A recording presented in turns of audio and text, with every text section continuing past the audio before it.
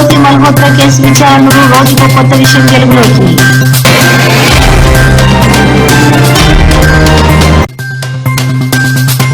పోలీసులు తాజాగా మరొకరిని పట్టుకున్నారు. ఇందిరా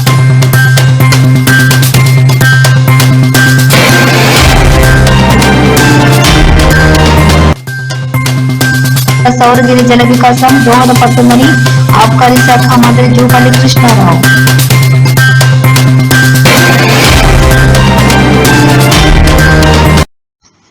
పాకిస్తాన్ కు గూఢచర్యం చేస్తూ అరెస్ట్ అయిన హర్యానా యూట్యూబర్ జ్యోతి మల్హోత్రా కేసు విచారణలో రోజుకో కొత్త విషయం వెలుగులోకి వస్తుంది. పహల్గాంలోని ఉగ్రదాడి జరగడానికి 3 నెలల ముందు జ్యోతి మల్హోత్రా ఆ ప్రాంతానికి వెళ్లినట్టు అధికారిక వర్గాల ద్వారా తెలుస్తోంది. అనంతరం ఆమె పాక్ కు వెళ్లినట్టు సమాచారం. పహల్గాం సమాచారాన్ని పాక్ ఏజెంట్లకు జ్యోతి మల్హోత్రా చేరవేసి ఉంటుందని పోలీసులు అనుమానిస్తున్నారు.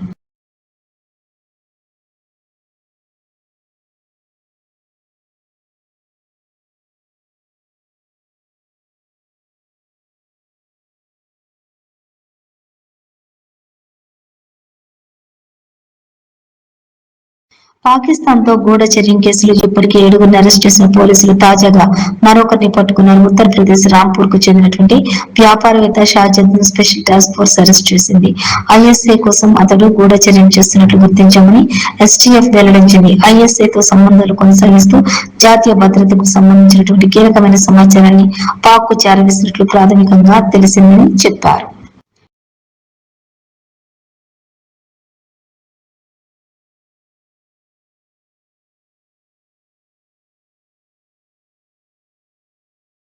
ఆర్థికాభివృద్ధికి తోడ్పాటుకు ఇందిరా సౌరగిరి జల వికాసం దోహదపడుతుందని ఆబ్కారీ శాఖ మంత్రి జూపల్లి కృష్ణారావు అన్నారు. ఇవాళ ముఖ్యమంత్రి నాగర్ కర్నూలు జిల్లా పర్యటన నేపథ్యంలో స్థానిక నేతలు అధికారులతో కలిసి పర్యటన ఏర్పాట్లను పరిశీలించారు. ఇందిరా సౌరగిరి జల వికాసం వరకు పథకం లబ్ధిదారులైనటువంటి రైతులతోటి ముఖ్యమంత్రి ముఖాముఖి కార్యక్రమం ఏర్పాట్లను, హెలిప్యాడ్ నిర్మాణ పనులను, బహిరంగ సభ, ఫోటో ఎగ్జిబిషన్ ఏర్పాట్లు, బందోబస్తు వంటి అంశాలను భద్రతా సిబ్బందితో కలిసి పరిశీలించారు.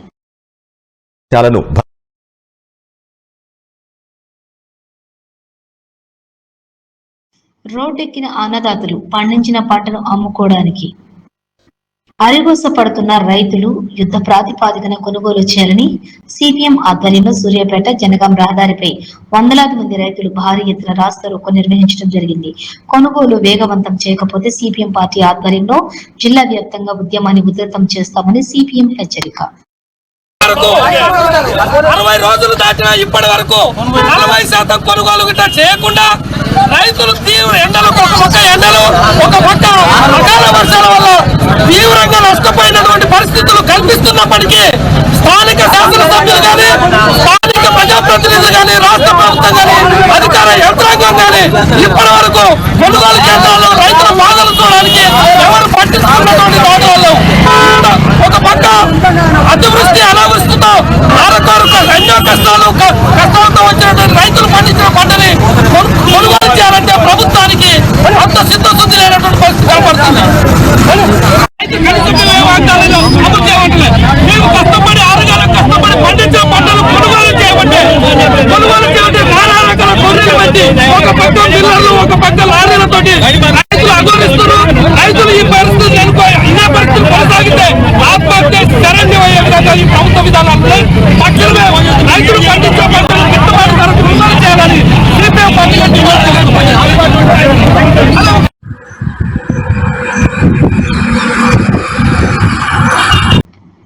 అల్లీపురం గ్రామంలోని పాఠశాలలో విద్యార్థులు వేసవి సెలవులు సద్వినియోగం చేసుకున్నట్టుకు, నూతన విషయాలు నేర్చుకున్నట్టుకు ఎల్షాష్ ఫౌండేషన్ చైర్మన్ శ్రీ పట్టేటి రాజశేఖర్ ఆధ్వర్యంలో నిర్వహించబడుతున్న విద్యార్థులకు విద్యా విషయాలు సమ్మర్ క్యాంప్ లో ఈ రోజున యూనిఫామ్ ఉద్యోగి పట్టేటి మమత ఉపాధ్యాయురాలుగా మారి విద్యార్థులకు సైన్స్ పాఠ్యాంశాలను బోధించారు. తనకున్న అనుభవాన్ని పిల్లలకు అందిస్తూ తాను పుట్టిన ఊరు రుణం తీర్చుకునే ప్రయత్నం చేస్తున్నారు.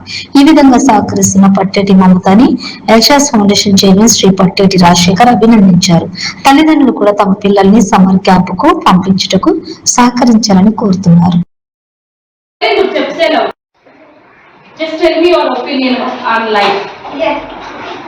లైఫ్ అంటే మనకి ఇష్టమైన విధంగా వెరీ గుడ్ చెప్తాను గట్టిగా. లైఫ్ అంటే మనకి ఇష్టమైన విధంగా బతకడు.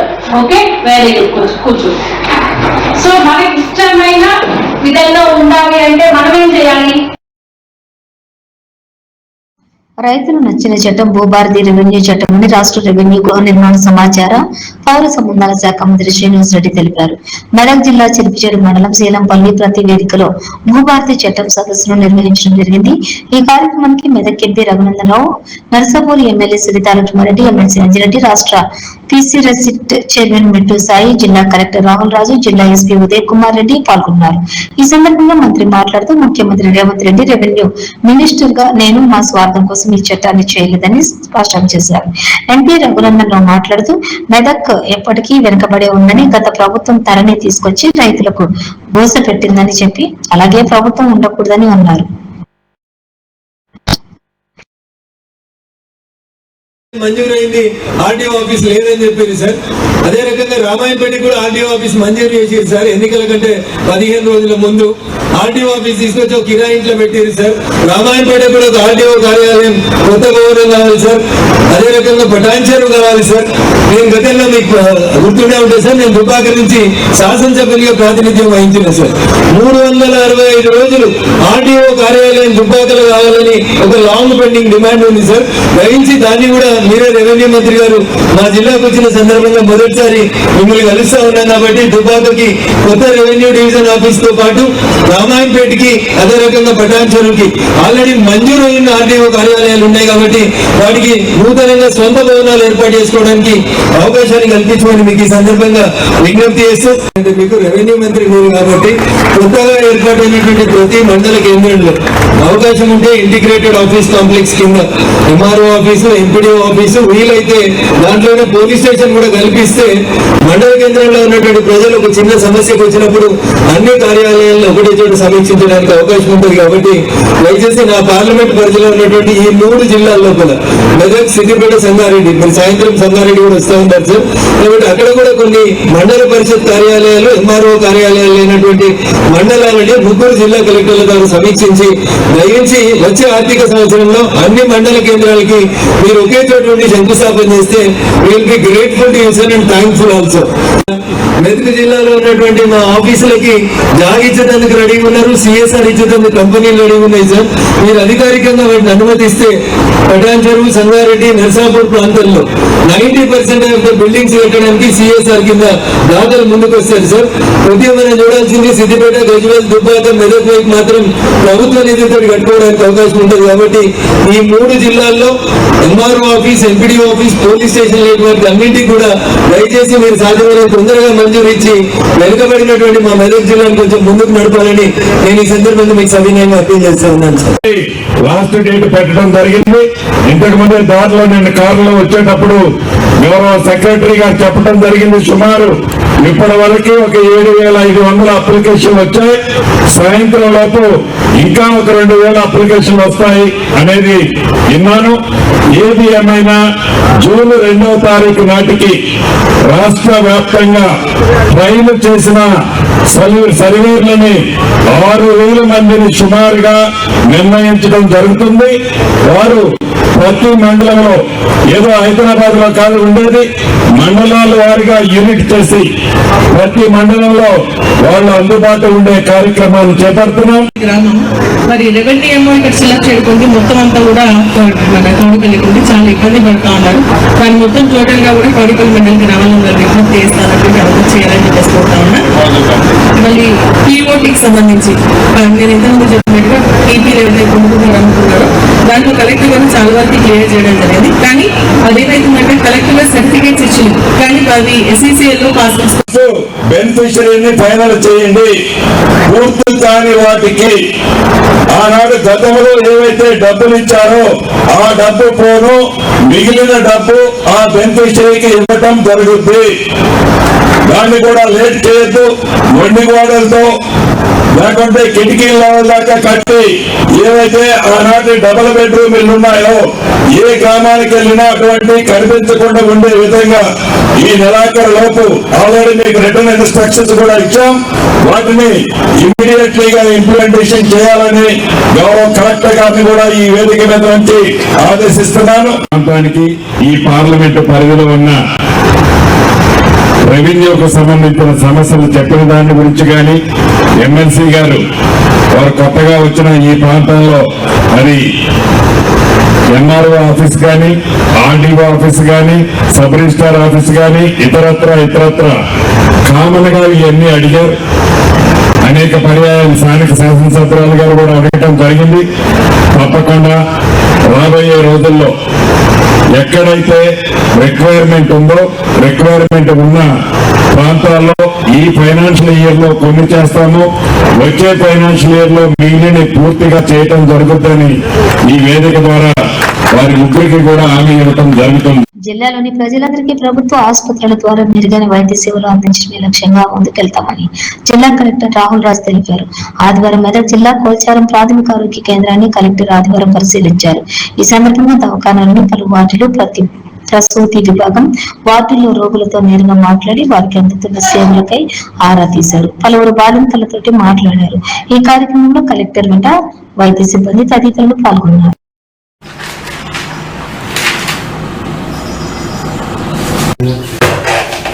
ఇది ఎస్టీఎం సార్, అది బీపీ టాబ్లెట్స్ రెగ్యులర్ బీపీ వాళ్ళ కేసెస్ చెక్ చేస్తున్నారా?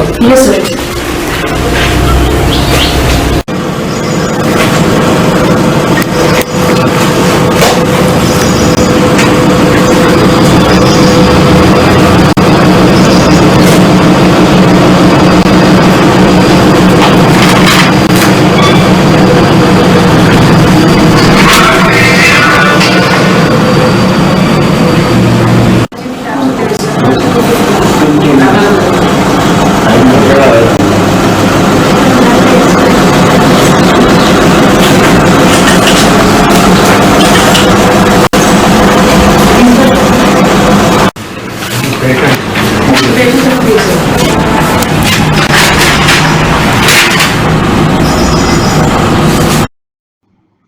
జగిత్యాల జిల్లా మల్లాపూర్ మండలంలోని బూరు సంఘం ఆధ్వర్యంలో శ్రీ శంకర దాసమయ్య సహిత శివ పంచాయత విగ్రహ ప్రతిష్టాపన ఉత్సవాలు శనివారం నుండి ఘనంగా ప్రారంభమయ్యాయి. ఈ సందర్భంగా వారు మాట్లాడుతూ ఆలయంలో ప్రతిష్టాపన ఉత్సవాలు 3 రోజుల పాటు నిర్వహించినట్లు తెలిపారు.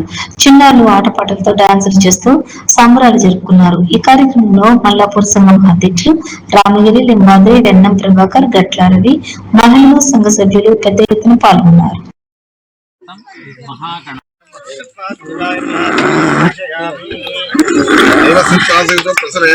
और बाहुभ्यां पुष्णोस्ताभ्यामाददे विनिमा आपसंतकवशः सुमृषा सोमनस्य सूर्यपुष्टाङ्गरेश्वरी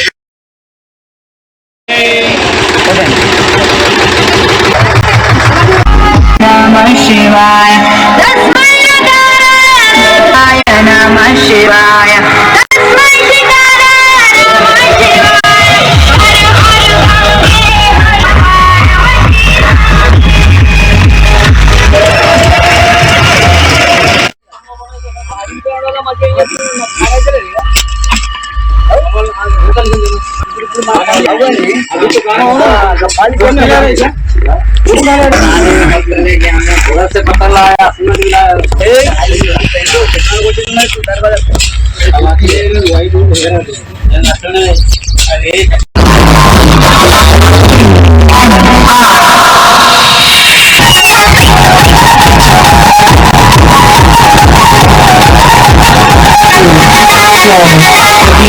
हर PG Vishnu Remix.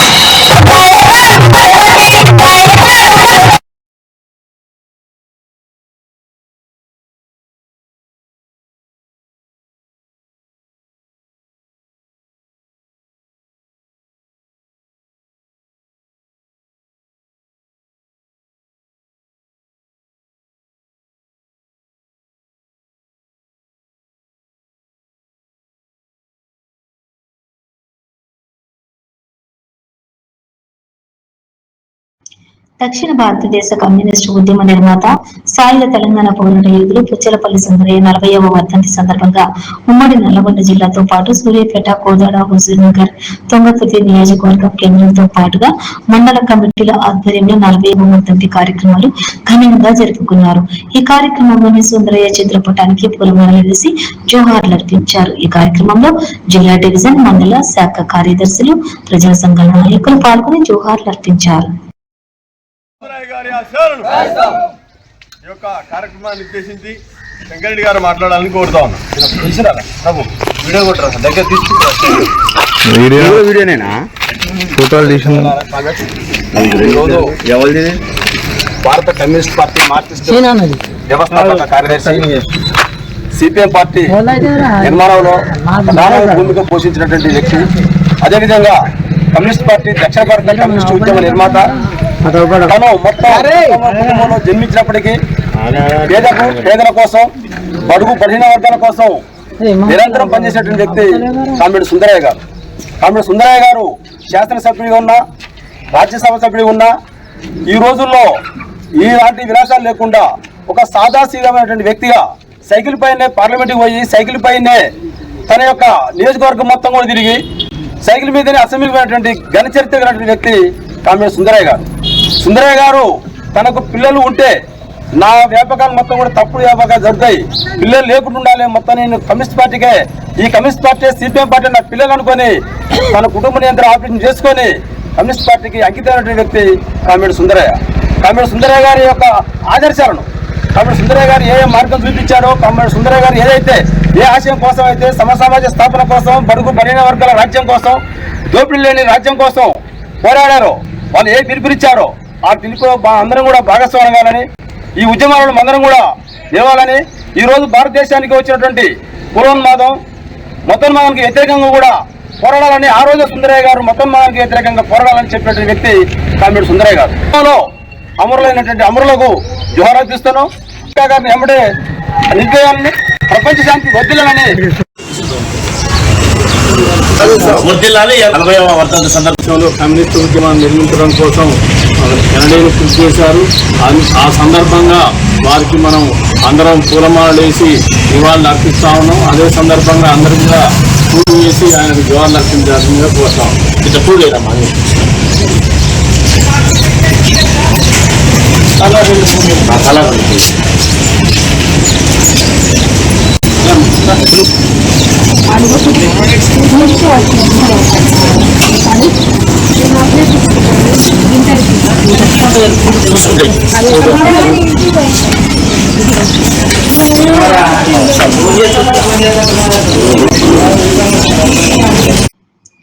బేగంపేట విమానాశ్రయం నుంచి అమరాబాద్ మండలం మాచారం గ్రామానికి బయలుదేరిన ముఖ్యమంత్రి రేవంత్ రెడ్డి, డిప్యూటీ సీఎం మల్లుభట్టి విక్రమార్క, మంత్రులు ఉత్తమ్ కుమార్ రెడ్డి, పొంగులేటి శ్రీనివాస్ రెడ్డి, దామోదర రాజనరసింహ మాచారం గ్రామంలోని ఇందిరా సౌరగిరి జల వికాసం పథకాన్ని ప్రారంభించనున్న సీఎం పథకాన్ని ప్రారంభించి లబ్ధిదారులకు సోలార్ పంప్ సెట్లను పంపిణీ చేయనున్న సీఎం అనంతరం సీతారామాంజనేయ ఆలయాన్ని దర్శించుకుని బహిరంగ సభకు హాజరు కానున్న సీఎం సాయంత్రం కొండారెడ్డిపల్లి నుంచి తిరిగి హైదరాబాద్ చేరుకున్న సీఎం.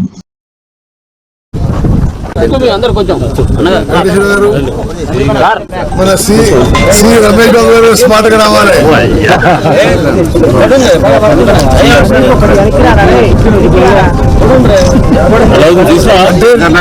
ఇల్లు రావాలి, అది చూసుకోండి కొద్దిగా. కొంచెం మీరు జరిగితే శంకర్ నాయక్ గారు వస్తారు.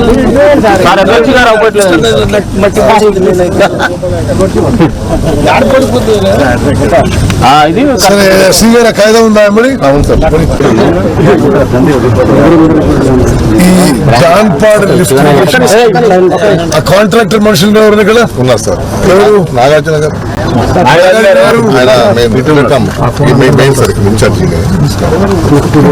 ప్రోగ్రెస్ అయితే లేదు ఆల్రెడీ అయిపోయినా దీవాతం చేశారు కంప్లీట్ గా. అంటే మీరు సాటిస్ఫైడ్ సి గారు? మీరు సాటిస్ఫైడ్ లేరు. అరే మీరు మీ బాసెస్ చెప్పండి, ఈ ప్లేస్ కాదండి. You have to. అరే అసలు మీ మిషన్ తక్కువనే ఉన్నాయి, మనుషులు తక్కువనే ఉన్నాయి, అసలు ఏం పని అవపడతలేదు నాకు. లేదు సార్, మిషన్ అంటే డివాటింగ్ అయిపోయింది, కరెంట్ కూడా స్టార్ట్ చేసాం సార్. అంటే 25కి ర్యాప్ అయిపోతుంది, వాళ్ళు కూడా స్టార్ట్ చేస్తాం సార్, మెటీరియల్ కూడా తీసుకున్నాం సార్. దీనికి ఈ జాన్పాడ్ లిఫ్ట్ ఇరిగేషన్ యుద్ధ ప్రాతిపదిక పూర్తి చేయడానికి మా సంపూర్ణ ప్రయత్నం చేస్తున్నాం. ఇప్పుడు జరుగుతున్న ఈ పనులు అయితే పురోగతి ఇది అసంతృప్తిగా ఉన్నది నాకు. ఓకే, నేను సిఈ గారు మీకు కాంట్రాక్టర్ చెప్తున్నా, ఇట్లయితే కుదరదు. నేను పోయిన సంవత్సరానికి ఈనాటికి అంత నాకైతే ప్రోగ్రెస్ అనిపిస్తలేదు. మరి తెలుసు సోర్సు కృష్ణా నది, దీనివల్ల లబ్ధి పొందే రైతులు గ్రామాల పేరు చెప్తున్నా: గుండెబోయినగూడెం, జాన్పాడ్, అలింగాపూర్, గుర్తులపాలెం, కోమటికుంట, గుండ్లపాడ్, మేగడంపాడు తండా, చెరువు తండా, రాఘవాపురం, ఎల్లాపురం, సజ్జాపురం, పాలకీడు. ఇప్పుడు ఎంత ఇది మొత్తం? ఇప్పుడు 270 కోట్లతోని పనులు పురోగతులు ఉన్నాయి. వారు నవంబర్ డిసెంబర్ అంటున్నారు. నవంబర్లో పూర్తి చేయాలి. నవంబర్లో పూర్తి చేయకుండా మాత్రం మంచిగా ఉండదు. కనీసం మట్టి ఫార్మేషన్ వేసిన నెక్స్ట్ టైం వరకు మెటల్ లోడ్ వస్తాయి. అడిగినా సార్ రావటం మాటల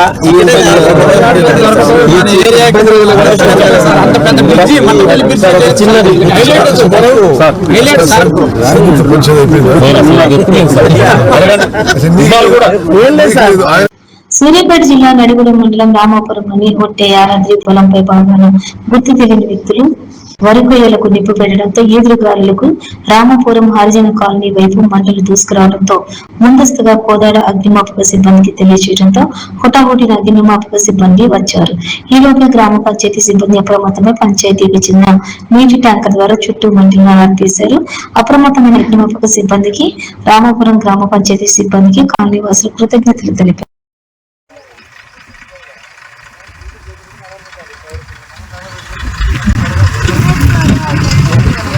మాకు ఇంకా గాలి ఊపినట్టయితే కూడా ఆపేపోయినాం.